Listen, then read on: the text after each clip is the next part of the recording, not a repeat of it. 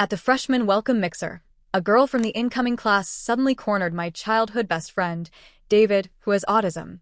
"Hey," she said, loud enough for everyone nearby to hear, "aren't you going to explain why you were touching my thigh just now?" And right on cue, the glowing text floated into view before my eyes, those flickering, semi-transparent comments that only I could see. Finally, our heroine's about to fix the awkward autistic boy. Kelly always saves the day. Look at him pretending to be upset. We all know he secretly likes the attention. Totally falling for her already. Ugh. Here comes the side character, ruining the mood again. Even if she butts in, the male lead will just hate her more. She can't compete with the main girl anyway. The air went still. David froze, stammering, I didn't. His hands tightened around his water bottle until his knuckles turned white. We were standing on the campus green, surrounded by students rehearsing for the Welcome Week talent show. Her accusation spread through the crowd like wildfire, and now everyone was watching. The girl's eyes glittered with amusement. "Wow, David Hayes can talk. I thought you didn't do that." Laughter and whispers rolled through the onlookers. The attention alone was enough to push David toward a panic attack. Speaking wasn't easy for him in the best of times, and this public humiliation was unbearable. When he didn't respond, her grin only grew. "I'd come here to give a short speech as a student rep, not to see my best friend publicly shamed." I raised my phone, camera on, my voice steady. "Just to be clear, you're accusing David Hayes of touching you? Because if that's true, I'll call campus security right now and request the footage." Her smile faltered. A crease formed between her brows. David's eyes flicked to me, wide and pleading. The floating text scrolled faster. "Wow, this extra is really breaking the script. Does she think this'll make the guy fall for her?" Seriously? They were flirting, and now she's killing the moment. Jealous much? She's just mad the main girl gets all his attention. The girl huffed, her tones suddenly sugary. "Relax, it was a joke. Don't be so uptight, senior." But that smug look in her eyes said she thought she'd won. I hit dial. "A joke," I said sharply. "You realize that accusing someone of harassment is slander, right? That's not something you joke about." To my surprise, David stepped forward, his voice strained and uneven. "Stop, please. Leave it." He pushed my arm away, hard enough that my phone slipped from my hand and tumbled to the ground. Gasps. More whispers. David wasn't one for words, but he'd never, ever pushed me before. The sting hit harder than I expected. I picked up my phone, drew in a shaky breath, and turned away. Fine. I was done. The comments flared again. "El Mayo, she's losing it. Serves her right. He doesn't even care about her. She's just some clingy wannabe. He's never called her his girlfriend. She's delusional." Then, footsteps behind me. David caught up and tugged at my sleeve gently, the same quiet apology he'd always used when he realized he'd gone too far. I looked at him, and that innocent expression, so familiar, so disarming, nearly broke me. The comments exploded again. Why is he following her? Go back to Kelly. This side girl is such a drama queen. Kelly would have gone home with him tonight if he'd just asked. What's he even doing with her? I felt my chest tighten. I knew David didn't process things like other people, but it still hurt. His mom had taken me in when my parents left, so I couldn't bring myself to yell at him. Still, I couldn't just pretend nothing happened. I pulled my arm free. "I'm tired from the event," I said quietly. "I'm going back to my dorm." What a bitch. One last comment flashed. David blinked, then murmured his usual goodbye. "Be safe." After Welcome Week ended, senior year hit me like a tidal wave. My schedule was merciless. I'd already secured a spot in a prestigious grad program, but there were still loose ends to tie up. A project with my undergrad mentor, meetings with my new advisor, and countless late nights in the lab. I tried to focus on work, anything to stop replaying the look on David's face from that day. Every now and then, I'd overhear people gossiping about the freshman goddess, chasing after the brilliant upperclassmen. I didn't have to ask who they meant. Then one evening my phone rang. Mrs. Hayes's voice trembled on the other end. "Laura, I'm worried. David hasn't come home, and he forgot his medication. He's been so withdrawn lately. Please, can you take his pills to him?" I didn't need her to explain further. I grabbed my bag and ran straight toward the art building. But when I reached the studio, his easel stood empty. A guy I vaguely recognized glanced up from his sketch pad with a smirk. "Well, if it isn't David's little girlfriend." "He's not here, sweetheart." Doesn't hang around this place much anymore. Cold dread crawled up my spine. The international art competition was in 2 weeks. There was no reason for him to be missing studio time. After texting his roommate, I finally tracked him down at a bar off campus. The moment I stepped inside, the pounding music and rowdy laughter made my head spin. David hated noisy, crowded places. None of it made sense. I pushed open the door to a private room. The air inside was hazy and warm, thick with perfume and alcohol. Kelly was draped over David's chair, her face close enough to his that their noses almost touched. She was laughing softly, tracing her finger along his nose while he sat motionless, his ears bright red. He didn't flinch away. He didn't tell her to stop. Around them, the other students were laughing and cheering like they were watching a show. The floating comments burst to life again. This is adorable. Our girl's charm is unstoppable. Kelly's got game. The shy genius doesn't stand a chance. Ha, taking notes here. Might try that nose trick myself. I knocked on the doorframe, just loud enough to get their attention. David turned toward me, his ears still flushed. Kelly smirked and leaned closer to whisper. Look who it is. Your babysitter found you. Guess she couldn't go a night without checking in. Someone snickered. Seriously? You brought your chaperone to a bar? The crowd erupted in laughter. Did your mom call you home, Hayes? Another voice teased.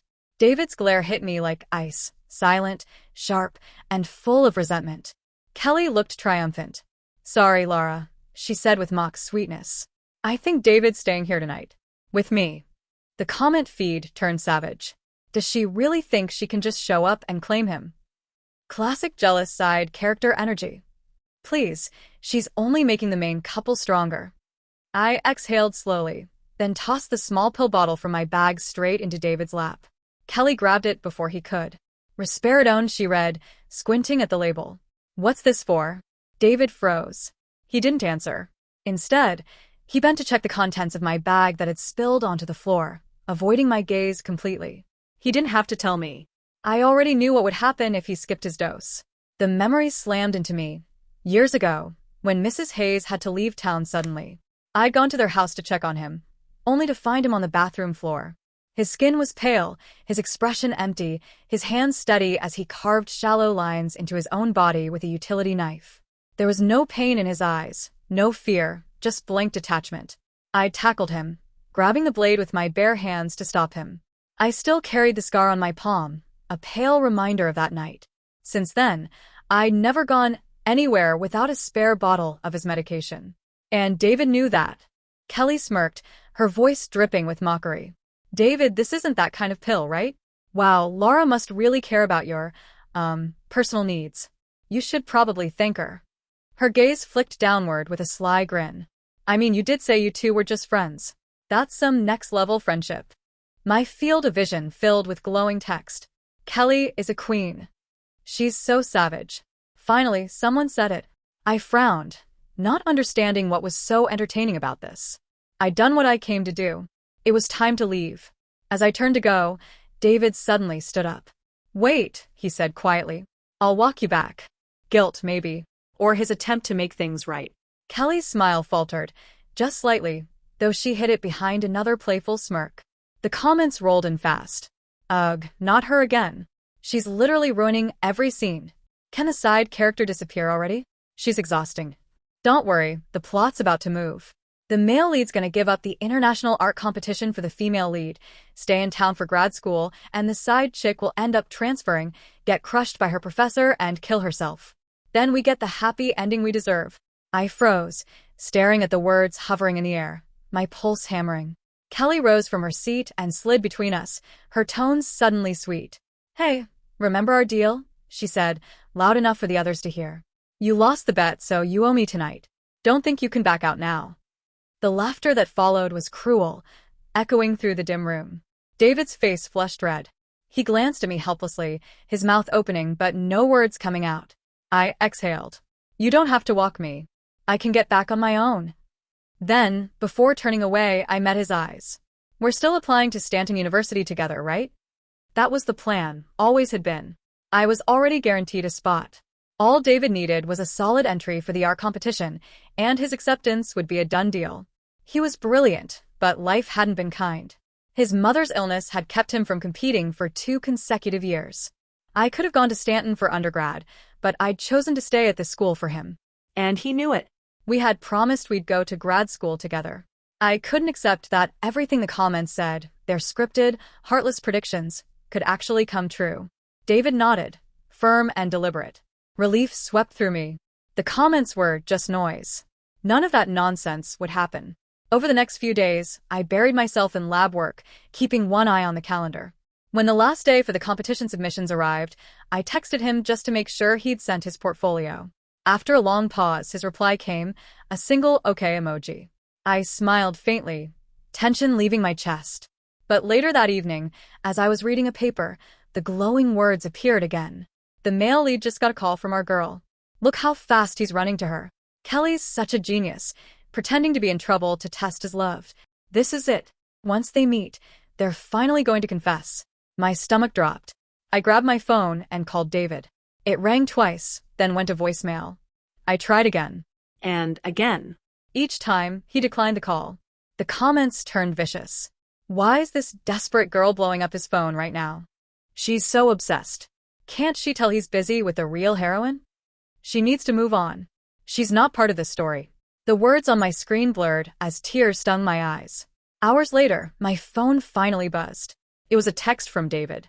I think staying here for my master's is a better fit for me. I checked the clock. Past midnight. The competition deadline had come and gone. Everything the comments had predicted had happened. The next morning, I found myself standing at the Hayes' front door. I'd poured so much into this grad school plan, worked my fingers to the bone. Even someone with infinite patience would have snapped by now. How dare he just back out? I didn't expect to see Kelly lounging in the living room, acting like she owned the place. Laura. Here to see David? She chirped, hopping to her feet. I'll get him for you. She started heading toward his room, ready to announce my arrival. A floating comment flashed in my vision. Our girl is here to rattle the side character again. Haha. I inhaled sharply, stepped past Kelly, and knocked 3 times on David's door before pushing it open. He was halfway into his shirt, frozen in surprise. Kelly squealed behind me. Laura. Seriously? He's got no privacy. The comments erupted again. What a bossy side character. Trying to show off how close she is to him. In truth, David's door had never had a lock. Mrs. Hayes was terrified he might have an episode, and had kept it open. I'd always entered like this, careful not to disturb him while he painted. I cut straight to the point. David, we had a deal. Stanton University. Together. What gives you the right to just back out? He avoided my gaze, tugging his shirt on slowly. Kelly jumped in, fake sympathy dripping from her voice. Laura, don't blame him. If I hadn't been hassled by those idiots, he wouldn't have missed the deadline. I wasn't talking to you, I said flatly, my words sharp. Don't flatter yourself. David frowned. Laura, don't be mean to her. This isn't about her. I almost laughed, though it came out bitter. Fine. Then answer me. Why? Why break your promise? Was it because she had a problem she couldn't fix herself, so you had to step in? He still wouldn't meet my eyes. He knew I was right. Mrs. Hayes appeared from the kitchen. Laura, what's all the shouting? Before I could respond, Kelly interjected. Laura, David has his own plans. You shouldn't try to tie his future to yours. The comments went wild. Protective mode. Activated. I leveled my gaze at David. Am I forcing you? Did I make you apply to Stanton?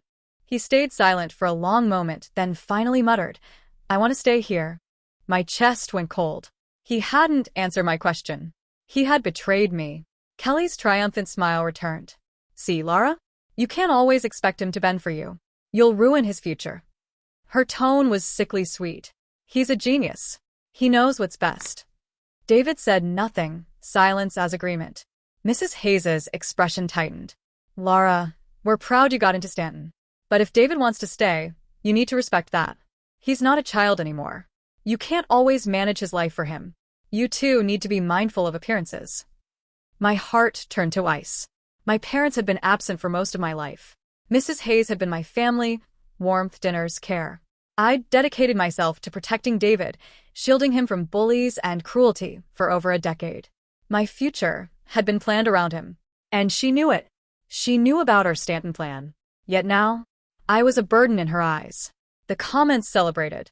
Even his mom sees Kelly as the main girl. Sighed, chick's useless.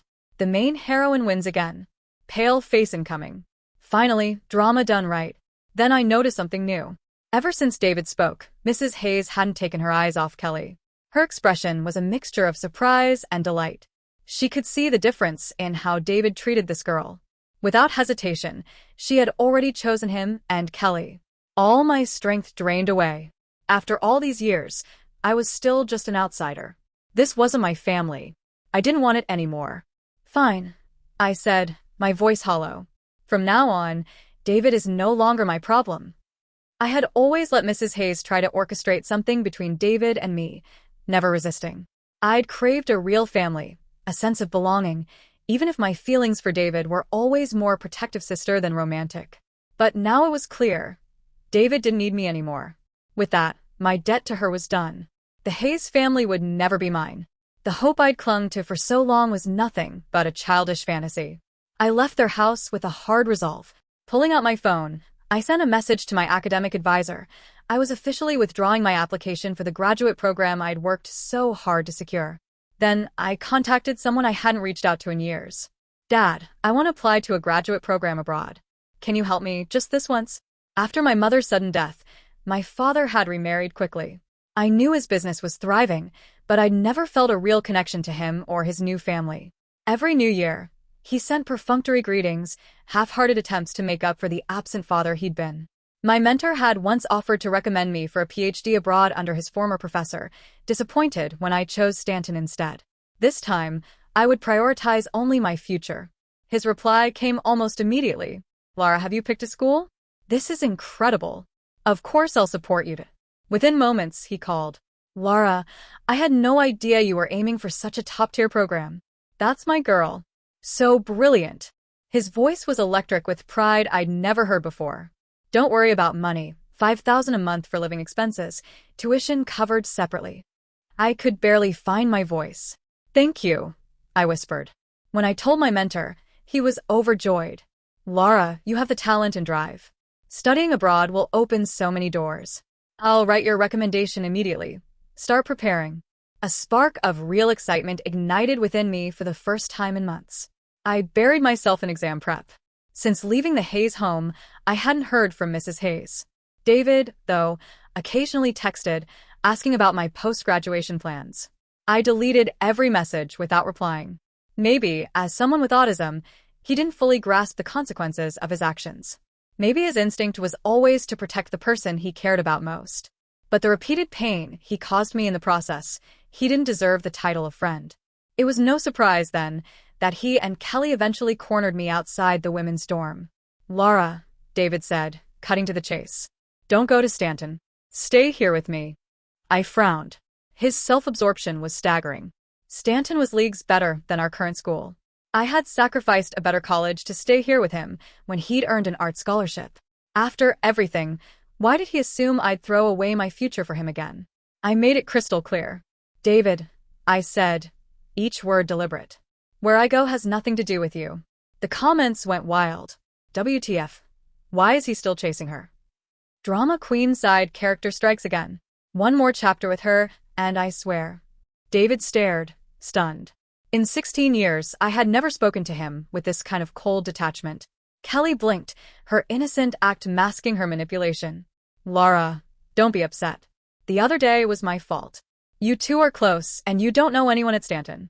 Why the grudge? David sighed, seeming to accept her words. Laura, I'm always the one apologizing. When will you stop throwing tantrums? I laughed, bitterly. David, you broke a promise. Autism doesn't give you a free pass to hurt people endlessly. His face darkened. I said I'm sorry. Why keep bringing it up? Just because you cared for me doesn't mean you own me. I caught Kelly's smug expression. She had whispered her poison, but David chose to believe it. They say people with autism live in their own world. Maybe he did, but Kelly had simply articulated the selfish thoughts he already had. Years of protecting him suddenly felt meaningless. I refused to waste another word. I pushed past them and headed to the library. Practice exams waited. David opened his mouth, but Kelly stopped him. Let her go. She's just angry. She won't actually leave you. Really? Of course. You and your mom have always been kind to her. She's just venting. She wouldn't truly abandon you. I heard them both. I saw Kelly's manipulations, but I didn't care to confront her. If staying away kept David out of my life, that was victory enough. The comment stream celebrated. Queen Kelly wins. Side character finally gone. A few dissenting voices appeared. He broke a promise. Any friend would be upset. They were quickly drowned out. No, he did it for the heroine. The main character matters. Scroll on if you don't like it. Don't ruin the scene. I realized the solution was simple. Avoid both David and Kelly. Ignoring the swirling text, I pushed open the library doors and walked in.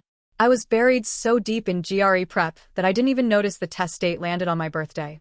In previous years, Mrs. Hayes would have insisted on a small party, but now that she had found a better match for her son, I had clearly been written out of their lives. When I left the exam center, I noticed over a dozen missed calls, all from David. Then his texts started coming through in quick succession. Laura, I know you don't have any family. Are you doing this just so I'll celebrate with you? Why won't you answer me? How long are you going to play this game? Fine.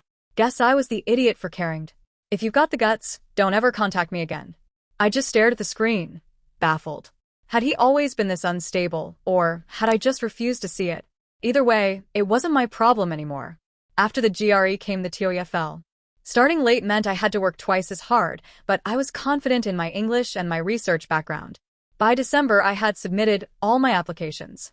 That winter, I spent New Year's alone in my dorm. The Hayes' home was no longer open to me, and my father's new family didn't have space in theirs. I texted Mrs. Hayes a simple, "Happy New Year." Her reply came back just as simple, "You too." A cold politeness from the woman who had once called me her second child. It hurt, but not as deeply as I expected. I watched a comedy show on my laptop, eating instant noodles while the fireworks outside painted my room with fleeting color. For the first time, being alone didn't feel terrifying, it felt peaceful. Before bed, I saw a new post from David, a photo of him and Kelly under a sky bursting with fireworks. She was clinging to his arm. He was smiling down at her. The caption read, "My New Year's resolution is to devour you." I just sighed. Kelly's antics had lost their charm months ago. I turned off my phone and let the new year arrive without them. By April, my acceptance letter came. I had gotten in. The moment should have been pure joy, and it was, at least until my phone rang. "David." "Laura," he snapped. "You're serious with this? You faked an acceptance letter just to get attention." I didn't even bother arguing. "Yep," I said flatly. He took it literally, his tone turning smug. "Knew it. You couldn't stand to be away from me and Mom. Your advisor told me you withdrew the other applications. Let's just go back to how things were." "Unbelievable." "David," I said, my voice sharp as ice. "Did your diagnosis come with a crown? Because you're not the emperor of my life." He choked, furious. I could hear his ragged breathing through the line before he spat. Kelly was right. We were too good to you. You'll regret this. Then he hung up. Once, I would have been terrified of pushing him too far, afraid an emotional spiral would trigger an episode. But not anymore.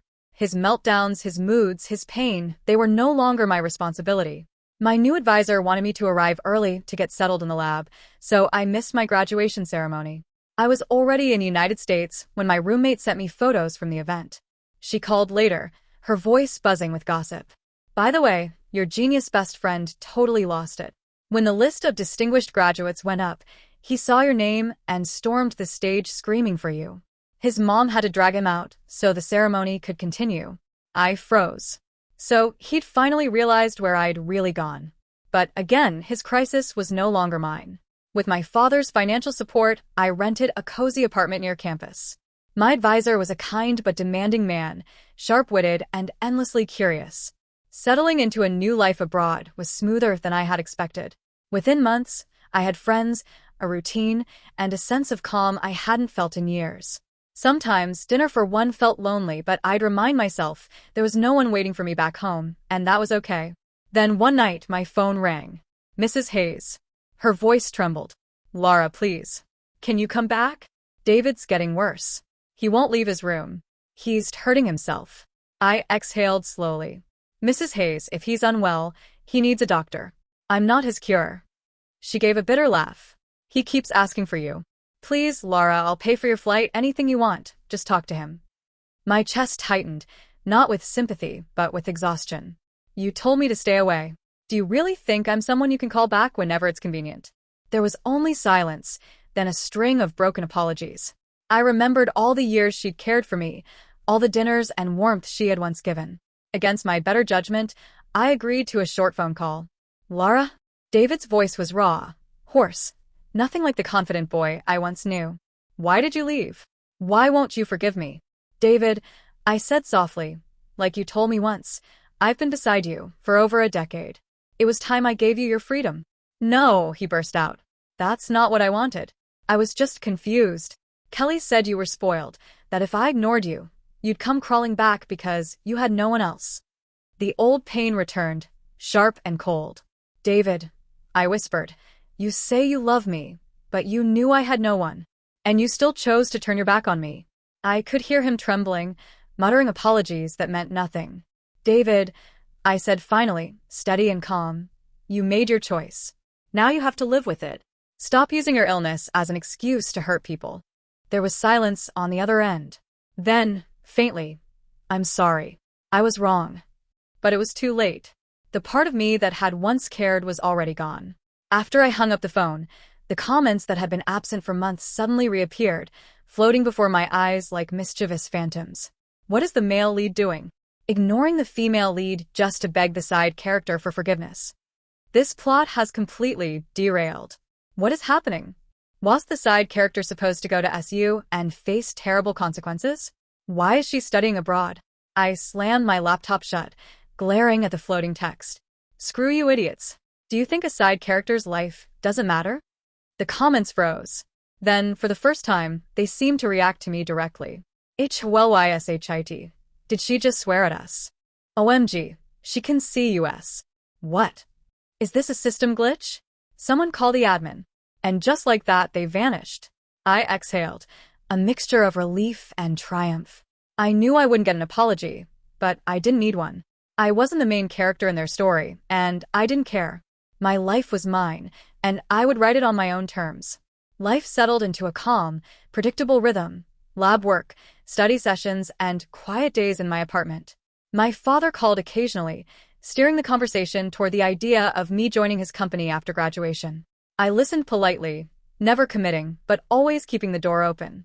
News of David reached me later, through a friend. He and Kelly were divorcing.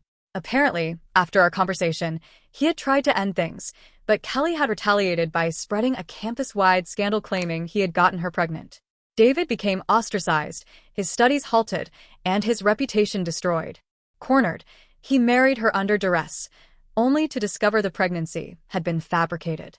Their relationship turned into constant conflict, and David's mental health deteriorated. Eventually, he was institutionalized following another suicide attempt.